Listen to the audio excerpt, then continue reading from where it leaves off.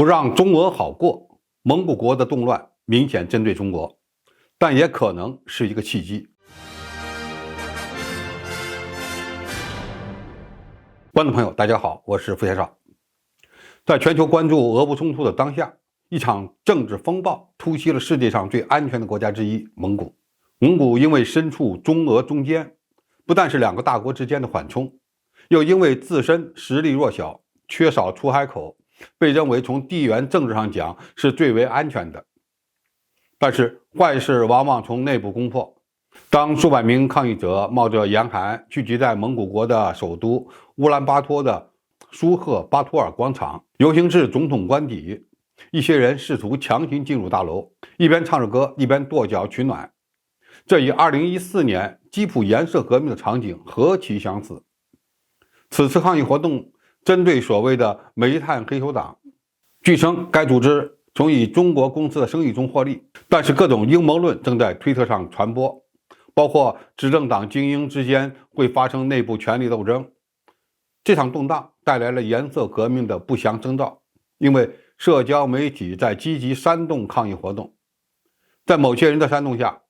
将抗议活动转化为颜色革命的努力仍在进行之中。此次动乱的深层次原因是蒙古国目前的通货膨胀率飙升至 15.2%， 使这个330万人口的国家经济恶化，而它的发生和发展又与俄乌冲突带来的冲击有一定的关系。此次行动以攻击其国内的腐败为出发点，试图与中国强关联，所以看起来又像是在针对中国。比较巧合的地方是，这场抗议活动是在蒙古国总统对北京进行国事访问之后发生的。蒙古国政府随后进行的应对比较迅速，其领导层立即作出回应，内阁决定将9月份与国有矿业公司相关的合同提交公众审查，并宣布未来所有的煤炭出口商业交易都将在公众知情的情况下进行。该国政府还进一步宣布，议会委员会将调查这一丑闻。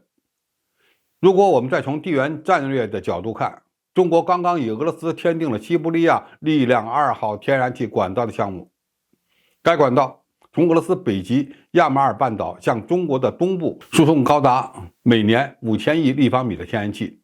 建设工程预计于2024年开始，而这条天然气管道正好要经过蒙古国。中国还是蒙古这个内陆国家的煤炭、羊绒、牲畜和其他资源的出口目的地。中国、蒙古和俄罗斯已经将建立中蒙俄经济走廊发展计划纲要延长5年，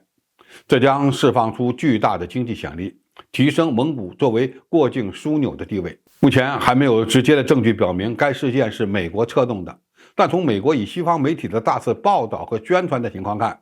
这场政治风波肯定正在受到美国的利用。无论采取何种措施，美国都将竭尽全力让蒙古脱离中俄两国的轨道。12月初以来，来自布鲁塞尔的北约军事代表团前往乌兰巴托，与蒙古军事领导人举行了为期2天会谈。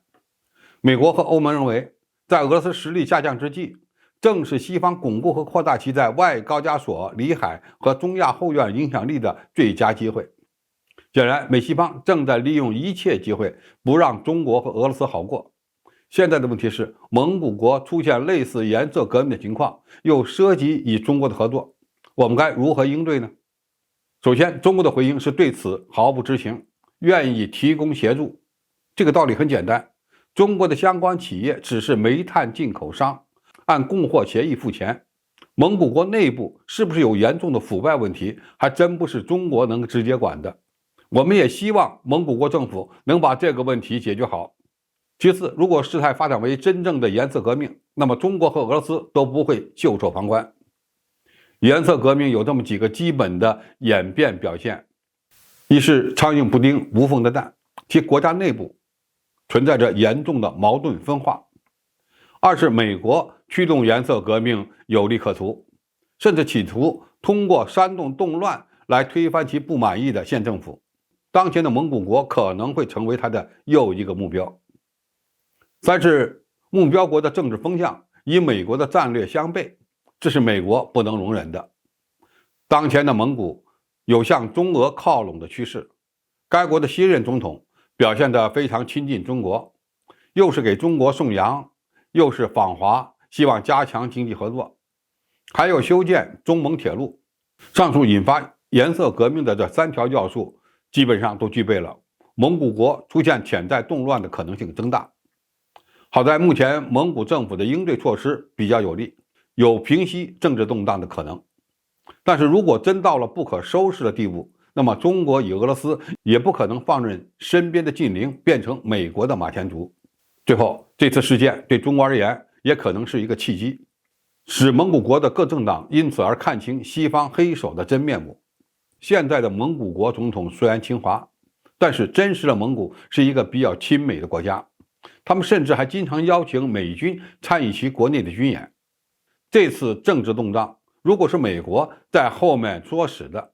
那么事后必然会冲击双方的战略互信。对中国而言，配合蒙古国平息这场风波就足够了，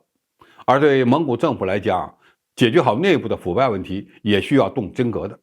总体而言，一场不太成功的颜色革命，给了蒙古足够力度的警示，也为蒙古国进一步加强与中俄的合作创造了契机。美国这次恐怕又玩拖把了。好，今天评述就到这里，谢谢大家收看，我们下期再见。